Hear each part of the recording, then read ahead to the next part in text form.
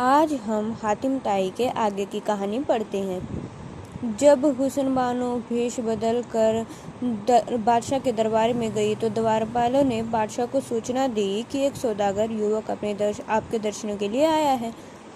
आदर के साथ उसे शीघ्र हमारे पास ले आओ, बादशाह ने कहा।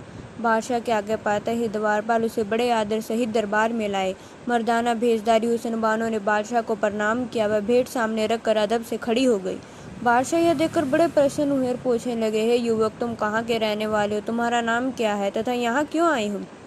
हुसन बानो बोली, मैं अमुक शहर का निवासी हूँ। मेरे पिता सौदागरी को निकले और वह दुर्भाग्यवश आपके शहर के पास से समुद्र में जहाज सहित डूब मरे।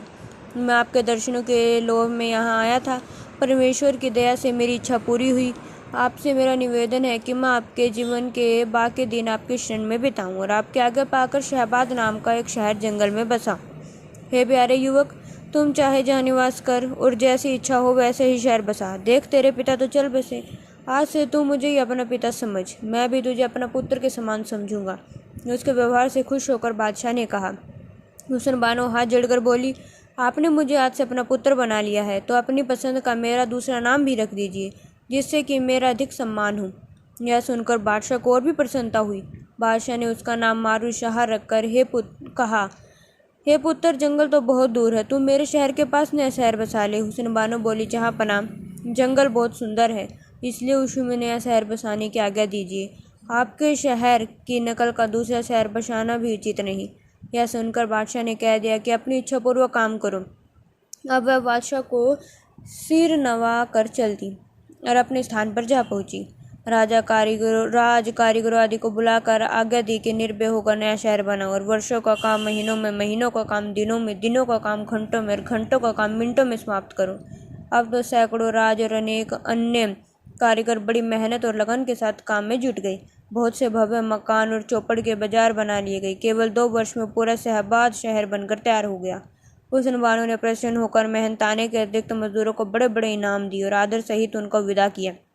इस बीच हुसन बानो बार बार मर्दाना वेश में बादशाह के दरबार में आती जाती रही। अब तक इससे उनका बहुत ही प्रेम बढ़ गया। एक दिन बादशाह ढोंगी साधु के दर्शनों को जा रहे थे। इतने में ही हुसन बानो दरबार में जा पहुंची। उसे देख बादशाह प्रसन्नचित होकर बोले, बेटा मारूशाह, आज तो तुम मेरे साथ एक महात्मा जी के दर्शन के लिए चलो। वह बड़े पहुंचे हुए संत हैं और ऐसे संतों के दर्शन मनुष्य के लिए महान लाभकारी होते हैं। उनके दर्शनों से तुम्हारा जीवन धन्य हो जाएगा। चलिए जहाँपना, मैं तैयार हूँ। ना जाने ऐसा अवसर फिर कब हाथ आए। हुसन बानो किसी आज्ञा की तरह बादशाह के साथ चलने के लिए तैयार हो गई।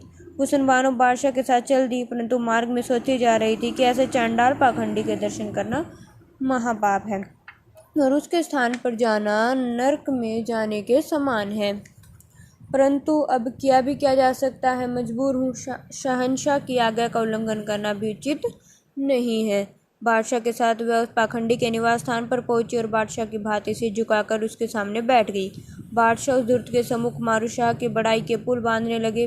वह पाखंडी सुनकर मुस्कुराने लगा। अपनी बड़ाई बादशाह के मुंह से सुनकर हुसन बानो सोचने लगी कि यह सब बड़ाई धन दौलत की है, नहीं तो मैं वही हुसन बानो हूँ जिसको बादशाह ने सारा धन छीनकर अपने शहर से निकाल दिया था।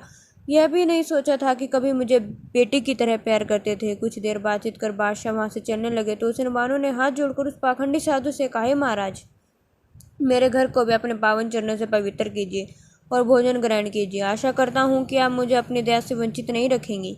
यह बात सुनकर वह पाखंडी प्रसन्न होकर बोला, बच्चा, मैं तेरे घर अवश्य ही आऊँगा। महाराज मेरे स्थान से यहाँ से बहुत दूर है, वहाँ जाने में महाराज को बड़ी परेशानी होगी, इसलिए आप मुझे 2-4 दिन के लिए बर्खास्त सौदागर का मकान दे दीजिए। उसमें महात्मा जी का सत्कार मैं भली प्रकार कर कहूँगा। हुसन बानो ने बादशाह से कहा, हे बेटा मारूशाह, तू उस मकान को किस प्रकार जानता है? बादशाह के चेहरे पर आश्चर्य के भाव उभरते चले गए। आली जहां, ऐसे नामी सौदागर का नाम किसी से छिप नहीं सकता है। आज भी सारी दुनिया में उसकी नेक नामी की प्रशंसा होती है। हुसन बानो ने कहा, ठीक कहते हो बेटा, चलो वह मकान मैंने तुम्हें ही दिया, आज से तुम ही उस मकान के मालिक हो। हुसन बानो की यह बात सुनकर बादशाह ने कहा, यह सुनकर हुसन बानो खुशी खुशी उस मकान के पास पहुंचे। अपने मकान की दुर्दशा देख उसकी आंखों में आंसू आ गए। फिर उसने राज और मजदूरों को बुलाकर आज्ञा दी कि इस मकान की भली प्रकार मरम्मत करो। ऐसा कहकर साएं अपने जंगल वाले स्थान पर जा पहुंची। 1 मास के भीतर इस मकान की भली प्रकार मरम्मत होते ही हुसैन बानो ने नौकरों के हाथ दावत का संपूर्ण सामान उसमें एकत्रित कराया। सोने चांदी के बर्तन, एक याकूत का मोर, अनेक प्रकार के अनमोल जवाहरात अपने पुश्तैनी मकान में भिजवा दिए। नौकर चाकरों को मकान में छोड़कर वह मारूशाह बनकर स्वयं बादशाह के पास पहुंची और हाथ जोड़कर विनय करने लगी, जापना मेरी इच्छा है कुछ समय के लिए उस सौदागर के मकान में निवास करे, जिससे प्रतिदिन आपकी सेवा कर सकूं।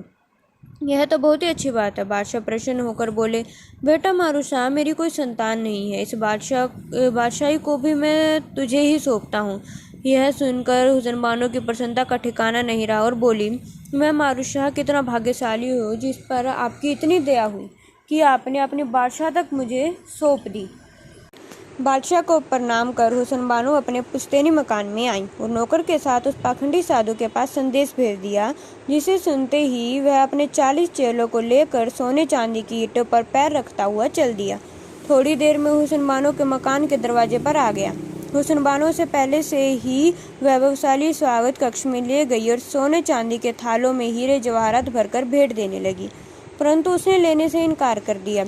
उसके बाद सोने चांदी के थालों में अनेक प्रकार के मिष्ठान और नमकीन पदार्थ परोसकर उन दूतों के सामने रखे गए। भोजन करने की प्रार्थना की गई तो प्रथम ग्रास उस पाखंडी ने उठाया, फिर सब भोजन करने लगे।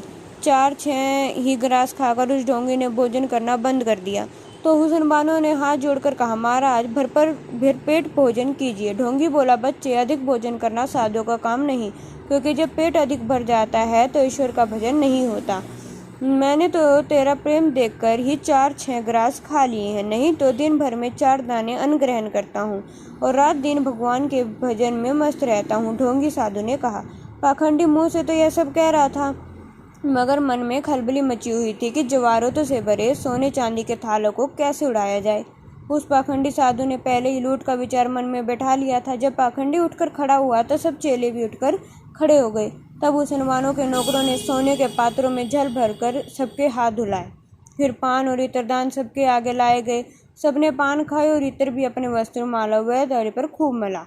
हुसैन बानो ने अपने नौकरों से कहा कि सारा माल व असबाब जहाँ का तहाँ तक पड़ा रहने दो और तुम लड़ाई के वास्ते सावधान हो जाओ। अपने नौकरों को उसने पहले ही सारी बात बता दी थी। हुसैन बानो ने कोतवाल को भी संदेश भिजवा दिया कि आज रात को मेरे घर में डाका पड़ने वाला है, इसलिए आप सिपाहियों को लेकर दाएं बाएं रहिए और जब शोर सुनाई पड़े उसी समय मकान में सहायता के लिए आ जाए। कोतवाल ने दिन छिपते ही उस मकान के चारों ओर सिपाही तैनात कर दिए। स्वयं भी उस स्थान पर जा पहुंचा। जब रात हुई और एक पैर बीत चुका तो पाखंडी साधु पहले की तरह अपने 40 चेलों को साथ लेकर हुसैन बानो के मकान में जा पहुंचा। उसके साथ ही उसी प्रकार माल को उठाकर बांधने लगे जैसे पहले बांध कर ले गए थे। याकूती मोर जो अनमोल था उस पाखंडी ने स्वयं उठा लिया।